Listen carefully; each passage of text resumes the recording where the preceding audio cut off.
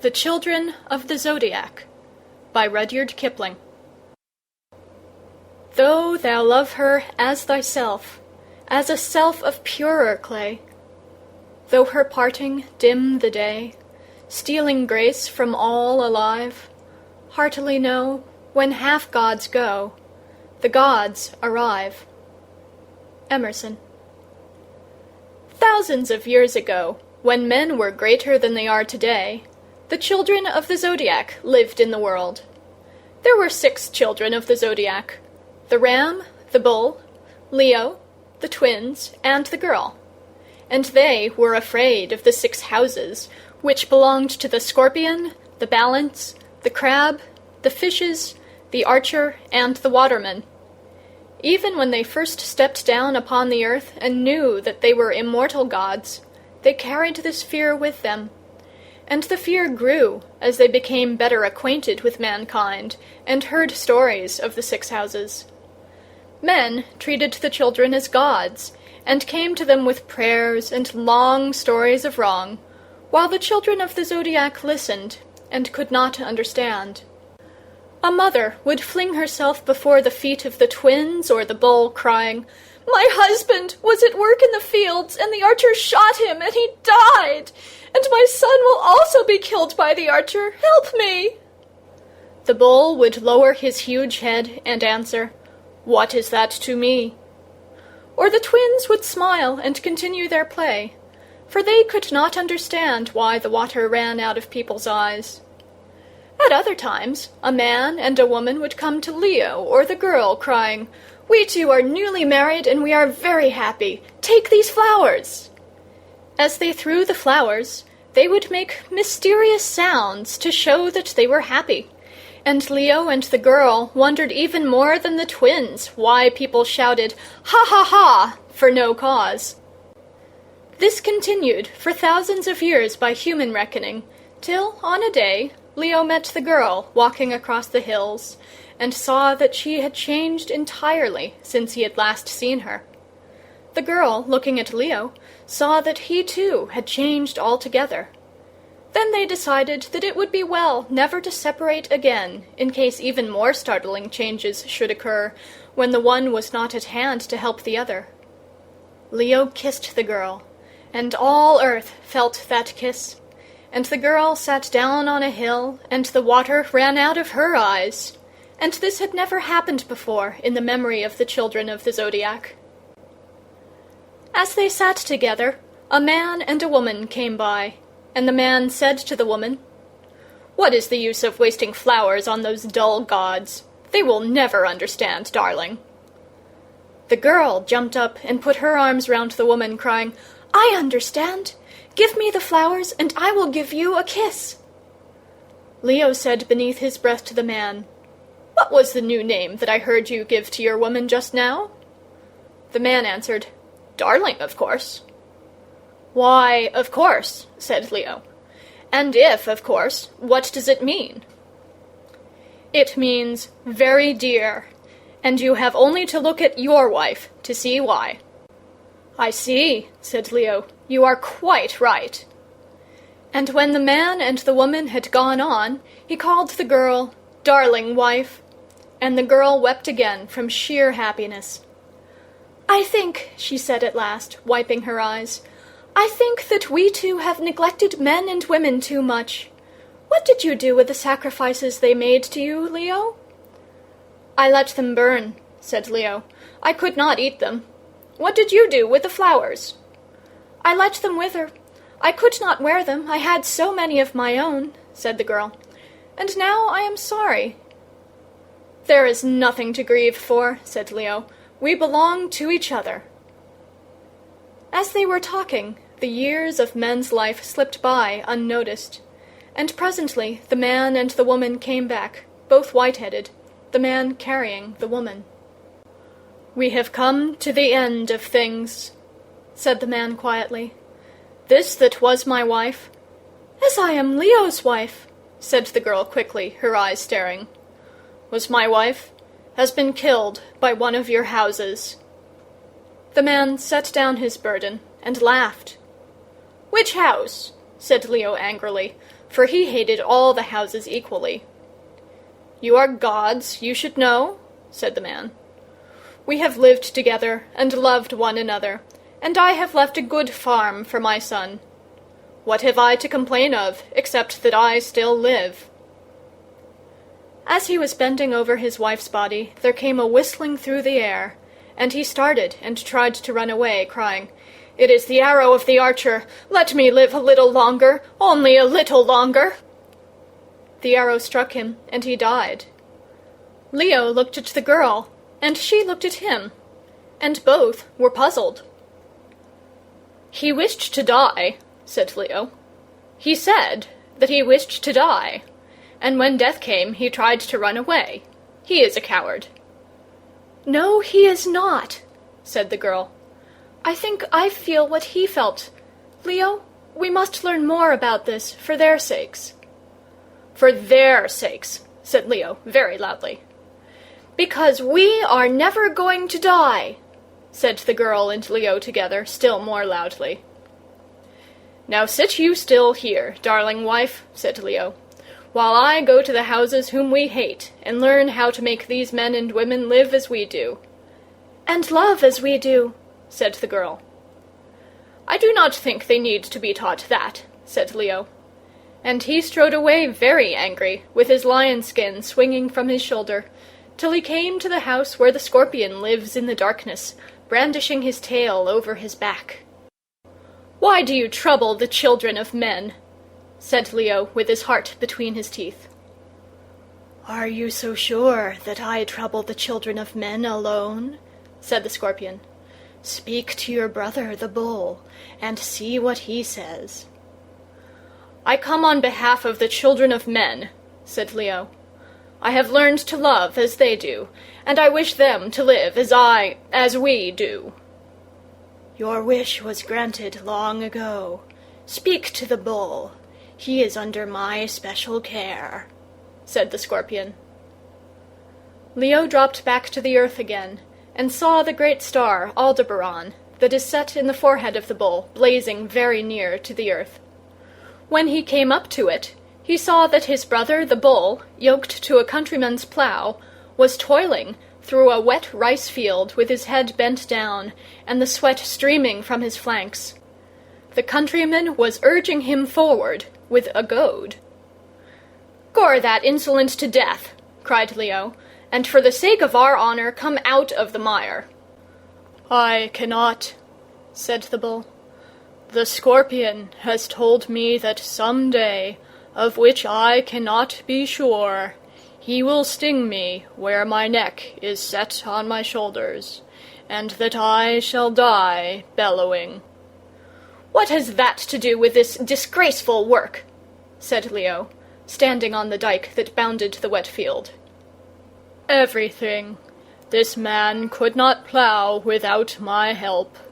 He thinks that I am a stray beast."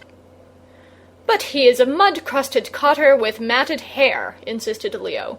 "We are not meant for his use." "You may not be. I am. I cannot tell when the scorpion may choose to sting me to death, perhaps before I have turned this furrow." The bull flung his bulk into the yoke, and the plough tore through the wet ground behind him, and the countryman goaded him till his flanks were red. "Do you like this?" Leo called down the dripping furrows. "No," said the bull over his shoulder, as he lifted his hind legs from the clinging mud and cleared his nostrils. Leo left him scornfully, and passed to another country, where he found his brother the ram in the center of a crowd of country people, who were hanging wreaths round his neck, and feeding him on freshly plucked green corn. "This is terrible," said Leo. "Break up that crowd and come away, my brother. Their hands are spoiling your fleece." "I cannot," said the ram. "The archer told me that on some day of which I had no knowledge, he would send a dart through me, and that I should die in very great pain." "What has that to do with this disgraceful show?" said Leo. But he did not speak as confidently as before. "Everything in the world," said the ram. "These people never saw a perfect sheep before. They think that I am a stray, and they will carry me from place to place as a model to all their flocks." "But they are greasy shepherds. We are not intended to amuse them," said Leo. "You may not be. I am," said the ram. "I cannot tell when the archer may choose to send his arrow at me. Perhaps before the people a mile down the road have seen me." The ram lowered his head, that a yokel newly arrived might throw a wreath of wild garlic leaves over it, and waited patiently while the farmers tugged his fleece. "Do you like this?" cried Leo over the shoulders of the crowd. "No," said the ram, as the dust of the trampling feet made him sneeze, and he snuffed at the fodder piled before him. Leo turned back, intending to retrace his steps to the houses, but as he was passing down a street, he saw 2 small children, very dusty, rolling outside a cottage door and playing with a cat. They were the twins. "What are you doing here?" said Leo, indignant. "Playing," said the twins calmly. "Cannot you play on the banks of the Milky Way?" said Leo. "We did," said they, "till the fishes swam down and told us that some day they would come for us and not hurt us at all, and carry us away. So now we are playing at being babies down here. The people like it." "Do you like it?" said Leo. "No," said the twins, "but there are no cats in the Milky Way." And they pulled the cat's tail thoughtfully. A woman came out of the doorway and stood behind them, and Leo saw in her face a look that he had sometimes seen in the girls. "She thinks that we are foundlings," said the twins, and they trotted indoors to the evening meal. Then Leo hurried as swiftly as possible to all the houses, one after another, for he could not understand the new trouble that had come to his brethren. He spoke to the archer, and the archer assured him that so far as that house was concerned, Leo had nothing to fear. The waterman, the fishes, and the scorpion gave the same answer. They knew nothing of Leo, and cared less. They were the houses, and they were busied in killing men. At last he came to that very dark house, where Cancer the crab lies so still that you might think he was asleep, if you did not see the ceaseless play and winnowing motion of the feathery branches round his mouth. That movement never ceases. It is like the eating of a smothered fire into rotten timber, in that it is noiseless and without haste. Leo stood in front of the crab, and the half-darkness allowed him a glimpse of that vast blue-black back and the motionless eyes. Now and again he thought that he heard someone sobbing, but the noise was very faint. "Why do you trouble the children of men?" said Leo. There was no answer, and against his will Leo cried, "Why do you trouble us? What have we done that you should trouble us?" This time Cancer replied, "What do I know or care? You were born into my house, and at the appointed time I shall come for you." "When is the appointed time?" said Leo, stepping back from the restless movement of the mouth. "When the full moon fails to call the full tide," said the crab, "I shall come for the one. When the other has taken the earth by the shoulders, I shall take that other by the throat." Leo lifted his hand to the apple of his throat, moistened his lips, and recovering himself, said, "Must I be afraid for 2, then?" "For 2, said the crab, "and as many more as may come after." "My brother, the bull, had a better fate," said Leo sullenly. "He is alone." A hand covered his mouth before he could finish the sentence, and he found the girl in his arms.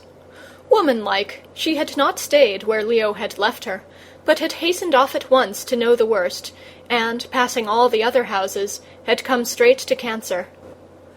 "That is foolish," said the girl, whispering.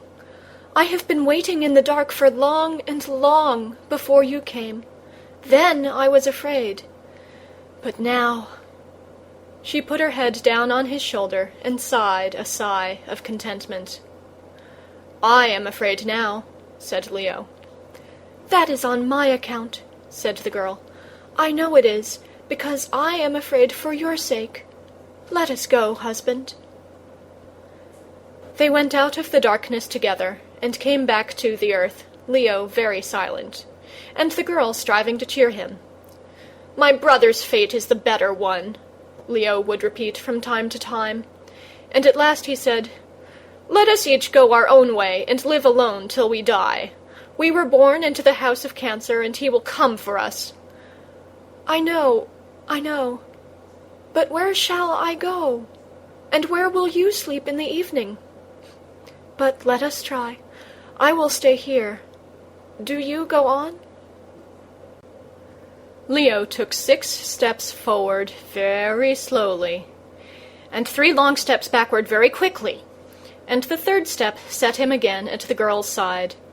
This time it was she who was begging him to go away and leave her, and he was forced to comfort her all through the night. That night decided them both never to leave each other for an instant. And when they had come to this decision, they looked back at the darkness of the house of Cancer, high above their heads, and with their arms round each other's necks, laughed, "Ha ha ha!" exactly as the children of men laughed. And that was the first time in their lives that they had ever laughed. Next morning, they returned to their proper home, and saw the flowers and the sacrifices that had been laid before their doors by the villagers of the hills. Leo stamped down the fire with his heel, and the girl flung the flower wreaths out of sight, shuddering as she did so. When the villagers returned, as of custom, to see what had become of their offerings, they found neither roses nor burned flesh on the altars, but only a man and a woman with frightened white faces, sitting hand in hand on the altar steps. "Are you not Virgo?" said a woman to the girl. "I sent you flowers yesterday." "Little sister," said the girl, flushing to her forehead, "do not send any more flowers, for I am only a woman like yourself." The man and the woman went away doubtfully. "Now what shall we do?" said Leo. "We must try to be cheerful, I think," said the girl. "We know the very worst that can happen to us, but we do not know the best that love can bring us. We have a great deal to be glad of." "The certainty of death," said Leo.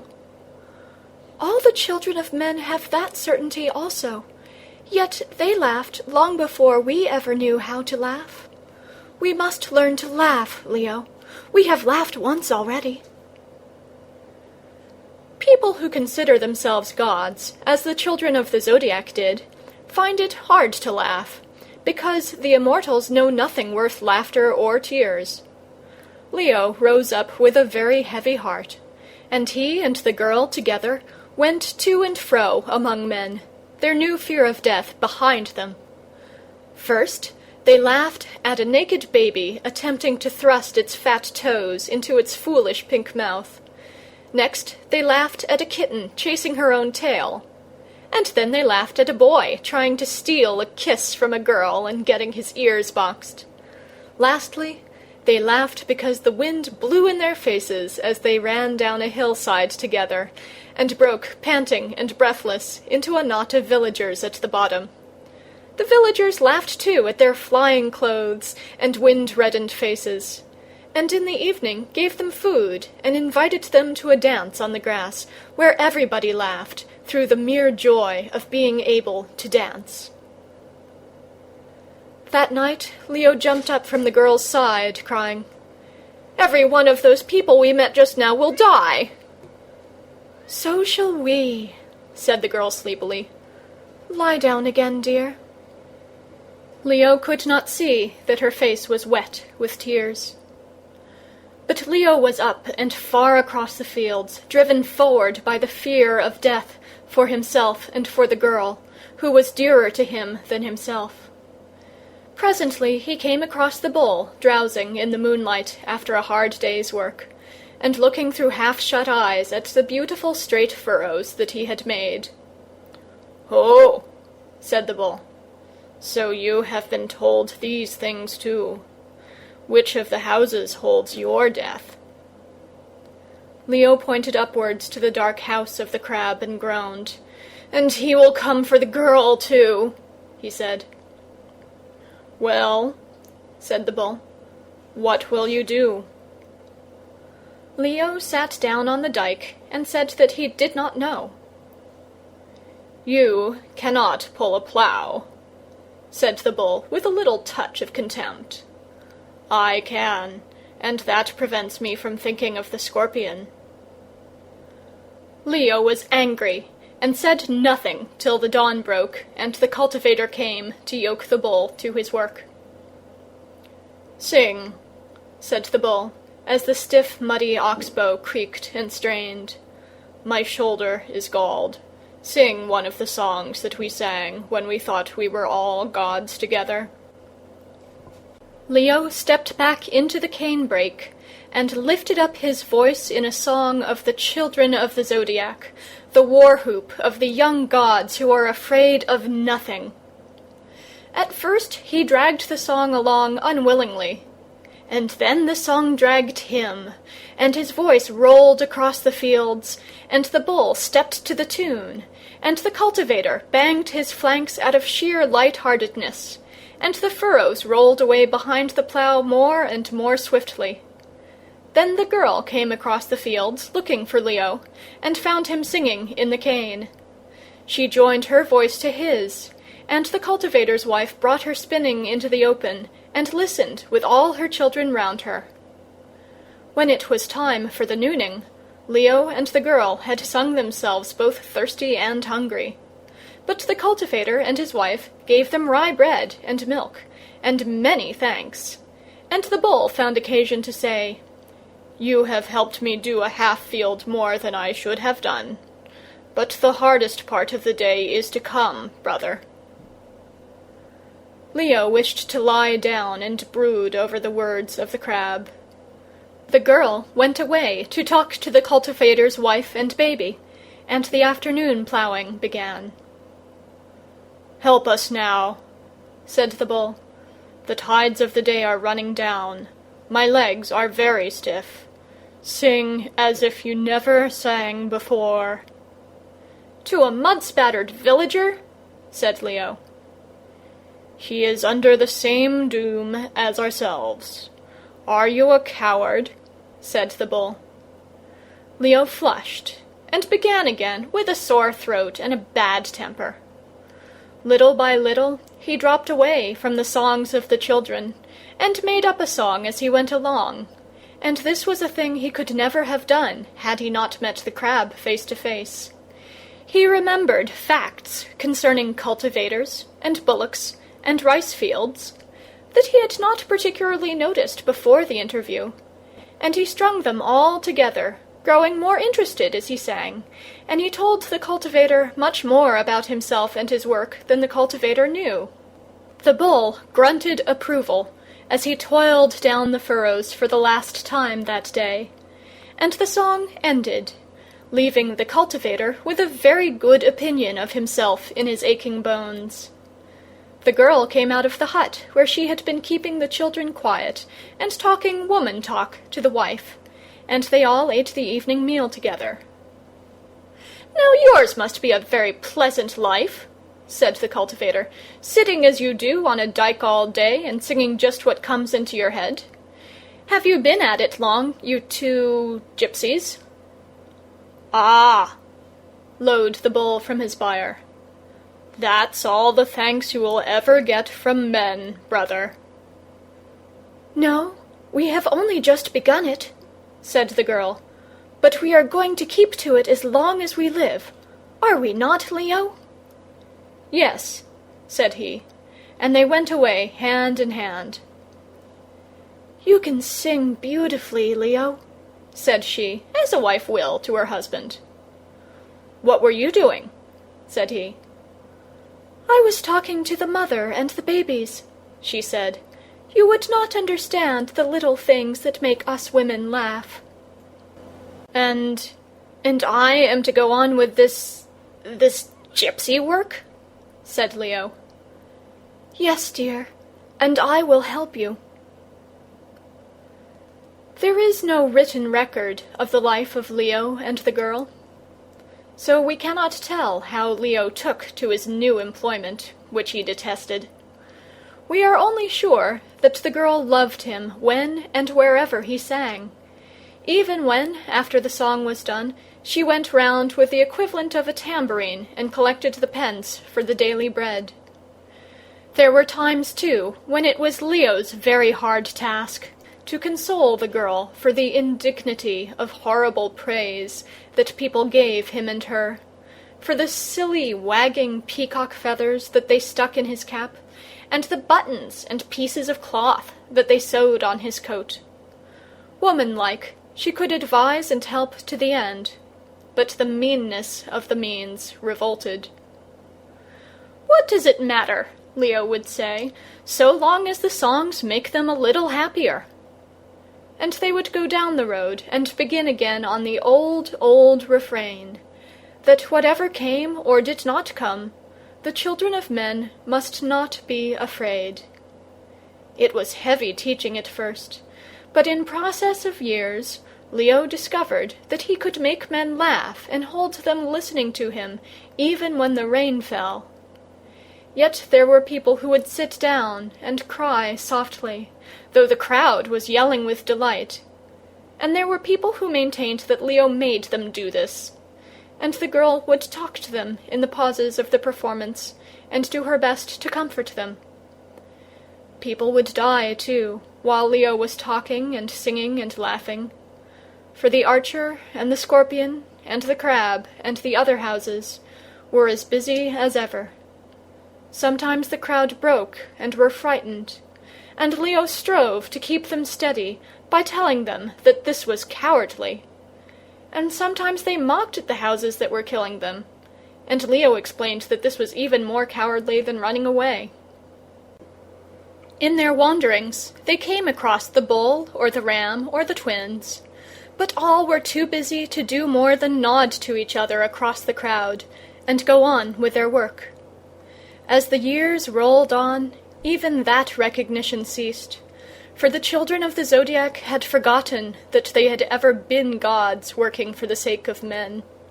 The star Aldebaran was crusted with caked dirt on the bull's forehead, the ram's fleece was dusty and torn, and the twins were only babies fighting over the cat on the doorstep. It was then that Leo said, "Let us stop singing and making jokes." And it was then that the girl said, "No!"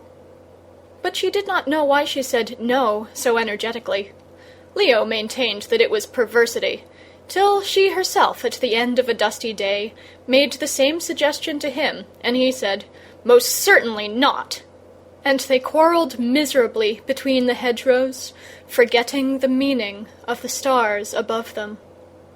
Other singers and other talkers sprang up in the course of the years, and Leo, forgetting that there could never be too many of these, hated them for dividing the applause of the children of men, which he thought should be all his own. The girl would grow angry too, and then the songs would be broken, and the jests fall flat for weeks to come, and the children of men would shout, "Go home, you two gypsies! Go home and learn something worth singing!"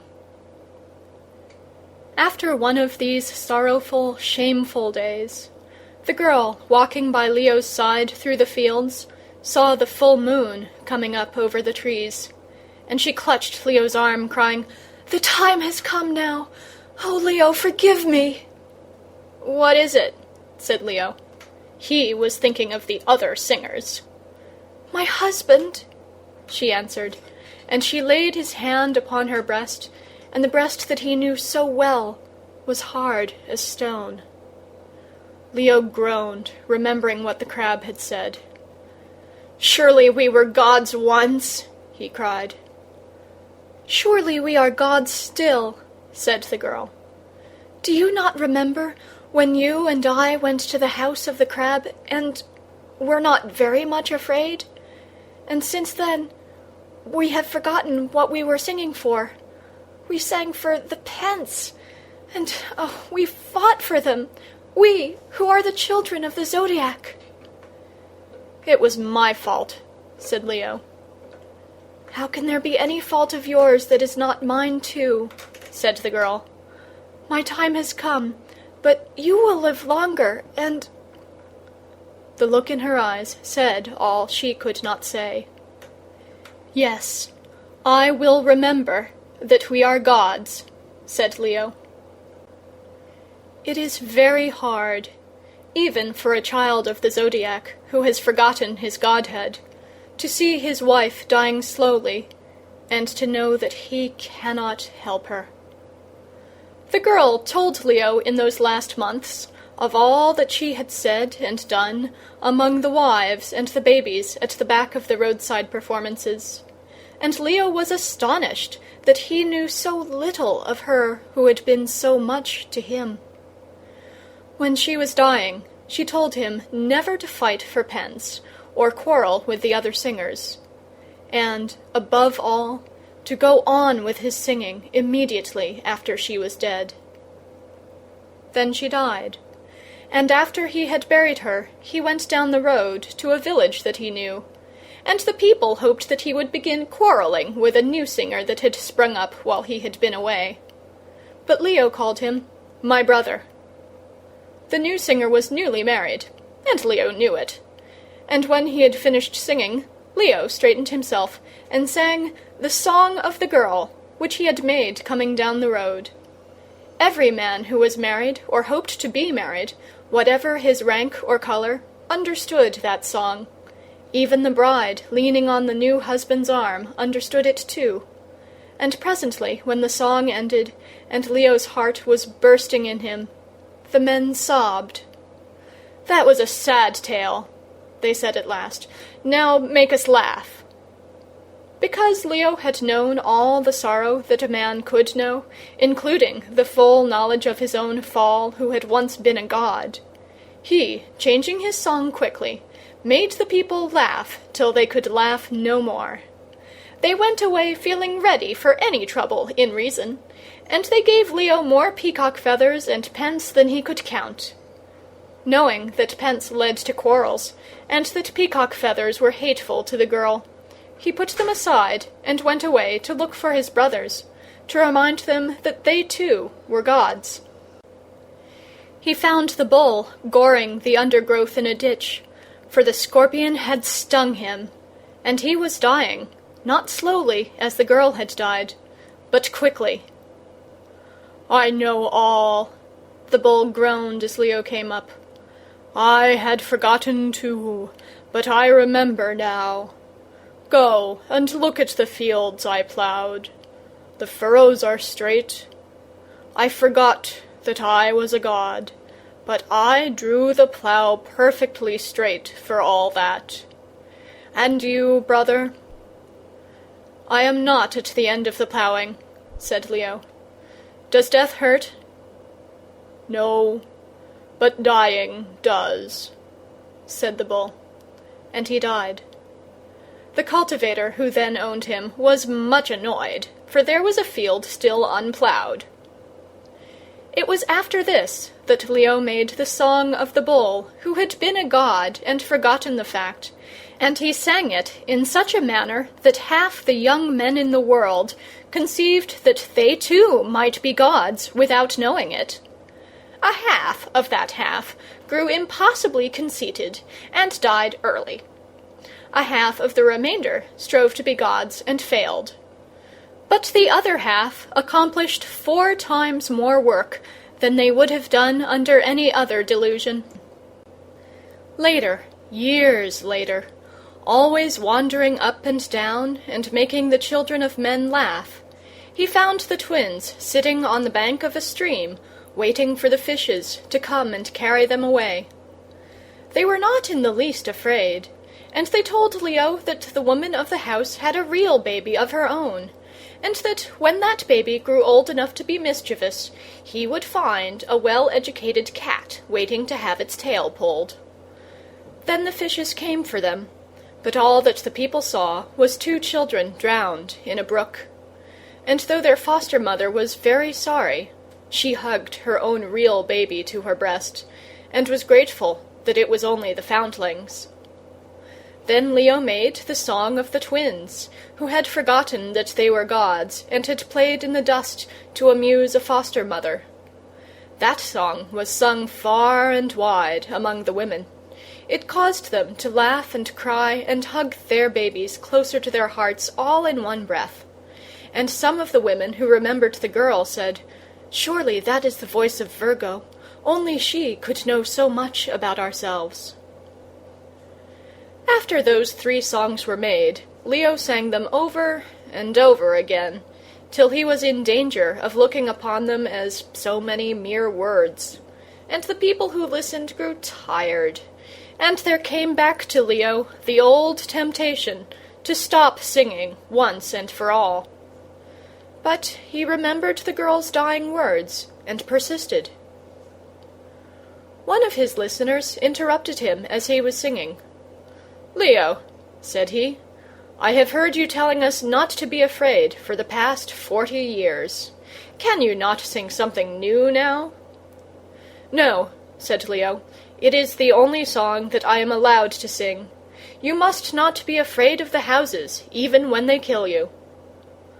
The man turned to go wearily, but there came a whistling through the air, and the arrow of the archer was seen skimming low above the earth, pointing to the man's heart.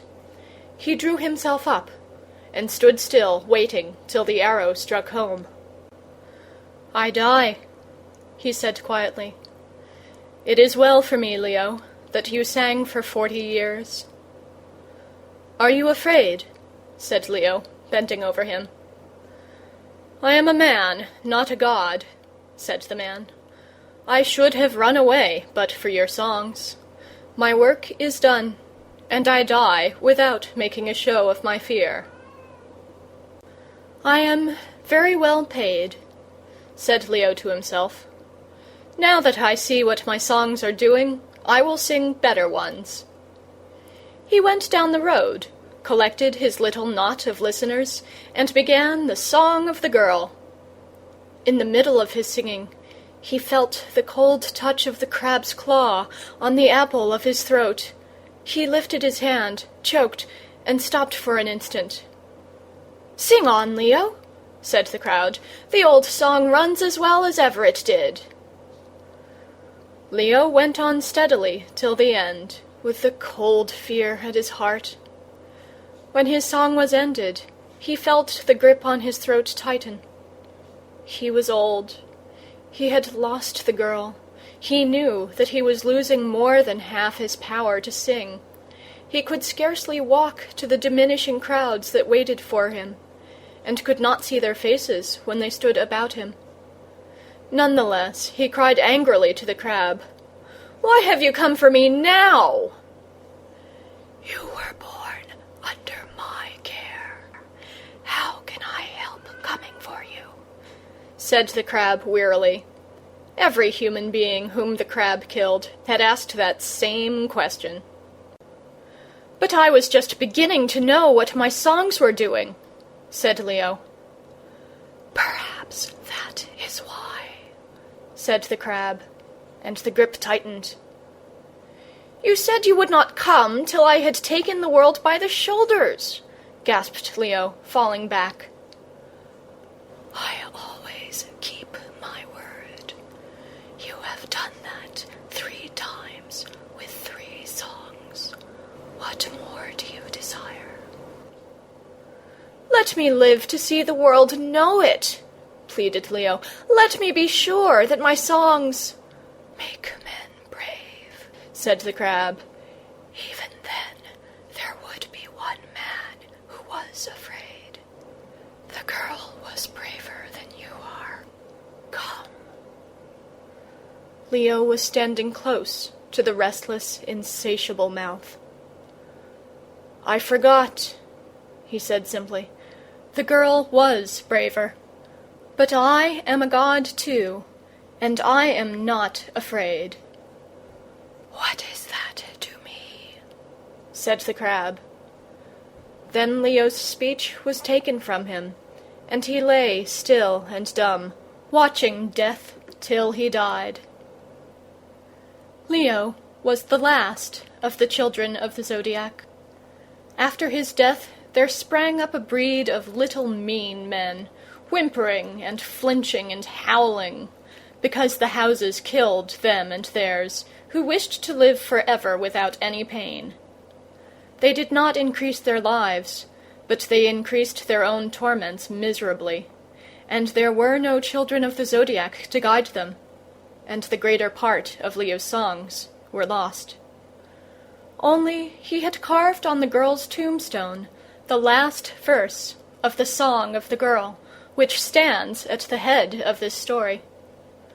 One of the children of men, coming thousands of years later, rubbed away the lichen, read the lines, and applied them to a trouble other than the one Leo meant.